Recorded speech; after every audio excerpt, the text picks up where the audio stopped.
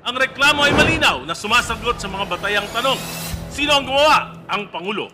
Ano ang ginawa? Pinayagan at nilagdaan ng budget, manipulation at anomalous releases. Kailan? 2023, 2024 at 2025 GAA. Bumuelta si Caloocan 2nd District Representative Edgar Erese sa mga kasama nitong mambabatas dahil sa halata umano ang script nila upang ibasura agad ang impeachment complaint laban kay Pangulong Bongbong Marcos.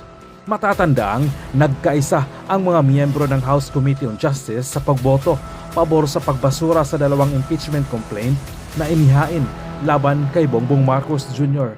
Sa gitna ng deliberasyon, sabay-sabay na nagtaas ng kamay ang mga mambabatas bilang patunay ng kanilang pagkakaisa sa desisyong hindi na ipagpatuloy ang impeachment proceedings.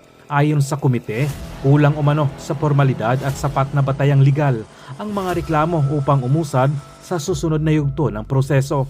Dahil dito, tuluyan ng ibinasura ang parehong impeachment complaints matapos mapag-alamang wala umanong matibay na ebidensya at malinaw na pundasyon sa ilalim ng konstitusyon. Sa butuhan, nanaig ang paninindigan ng mayorya na hindi makakabuti sa bansa ang patuloy na pag-usad ng isang kasong anilay walang sapat na basihan. Mas mahalagang ituon umano ang pansin sa mga panukala at programang makakatulong sa publiko. Subalit, ayon pa sa karamihan sa mga netizens, pagdating naman kay Vice President Sara Duterte ay paniguradong magkaiba ang pananaw ng mga buhayang mambabatas na ito at gagawin nila ang lahat alang-alang sa pera upang ma-impeach ang pangalawang Pangulo. Good morning. Matapos kong masusing suriin ang impeachment complaint na inihain ni Lisa Largosa Masa et al. Laban kay Respondent President Ferdinand Marcos Jr., malinaw sa akin na ang reklamo ay sufficient in substance. Batay sa pamantayan ng prima facie sufficiency. Linawin natin, hindi pa natin hahatulan ang Pangulo. Ang tanong lamang ngayon ay ito, kung mapapatunayang totoo ba ang aligasyon, may nagawang impeachable offense ba ang Pangulo? Ang sagot, oo. Ang reklamo ay hindi puro opinyon o konklusyon. May malinaw, tiyak at verifikableng mga katotohanan. Isang malinaw na halimbawa, ang malubhang kapabayaan ng Pangulo sa pagpayag na salaulain ang pambansang budget ng kanyang mga kaalyado. Daan-daang bilyong piso ayon mismo sa reklamo. Pinayagan ang insertions, diversions at manipulasyon. At sa kabila nito, nilagdaan at ipinatupad ang paglalabas ng mga pondong ito.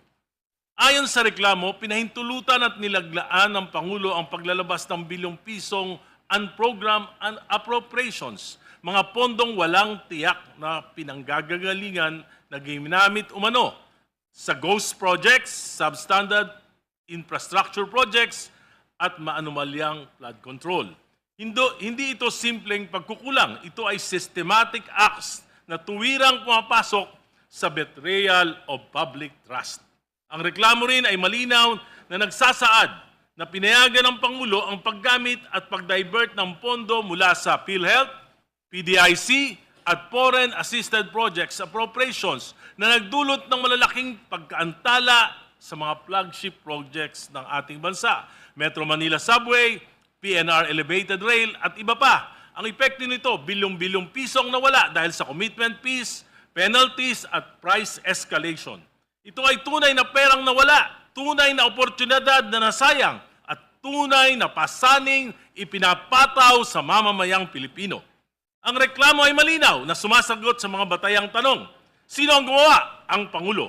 Ano ang ginawa? Pinayagan at nilagdaan ng budget, manipulation at anomalous releases. Kailan? 2023, 2024 at 2025 GAA. Paano? Sa pag-aproba ng releases at kabiguang pigilan ang diversion ng pondo. Higit sa lahat, may direktang ugnayan ang mga gawain ito sa impeachable offense na betrayal of public trust. Ang mga aligasyon ay grabe. Tinatamaan ang public interest, sinisira ang constitutional order at winawasak ang tiwala ng mamamayan sa pamahalaan. Kung mapapatunayang totoo ang mga ito, may nagawang impeachable offense ang Pangulo. Iyan lang ang dapat nating pagpasyahan sa yugtong ito. dapat bigyan ng pagkakataon ang mga nagrereklamo na magharap ng mga ebidensya, magsumite ng mga sworn statements at mapatunayan ang kanilang mga aligasyon.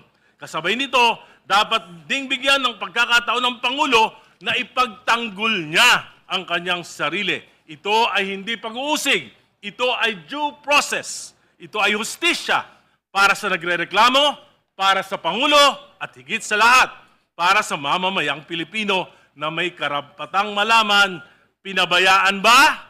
May ginawa bang kasalanan? Pinagnakawan ba tayo? Kapag pinatay ang investigasyon, kung pipigilan ng komiting ito ang pag-usad ng investigasyon, ang magiging imahe ng Kamara ay may pinagtatakpan. Lalo na't maraming mambabatas ang di umano'y nakinabang. Maraming distrito ang biglang nagkaroon ng mga bilyong-bilyong alokasyon.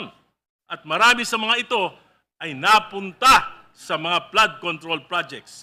Kung pipigilan natin ito, baka tayo mismo ay husgahan ng bayan bilang kasabwat sa pagtatakip sa katotohanan.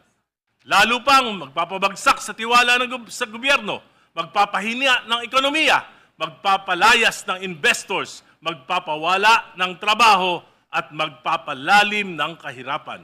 At sa susunod na tagulan, sa bawat baha, sa bawat dilubyo, sa bawat buhay na malalagas, tayo ang sisingilin ng mamamayan. Madam Chair, hindi natin dapat katakutan ang katotohanan. Ang dapat natin katakutan ay ang pagtatakip dito.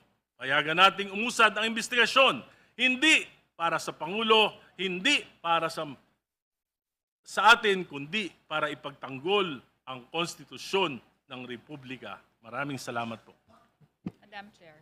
Thank you, Honorable Eriza. Before we proceed, please let the Chair read the 3 specific grounds for impeachment. First, under the first act of betrayal of public trust, institutionalizing systemic corruption through the BBM parametric formula of allocables. She had to clarify. Second act of betrayal of public trust, abuse of discretionary power over unprogrammed appropriations.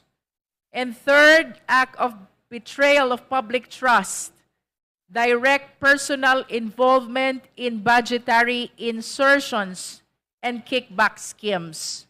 For uniformity, since we deliberate on the sufficiency in substance, with respect to the De Jesus complaint per ground, we will be following the same system. So we are reminding the members to please confine the manifestation on the first ground first, and that is institutionalizing systemic corruption through the BBM parametric formula of allocables.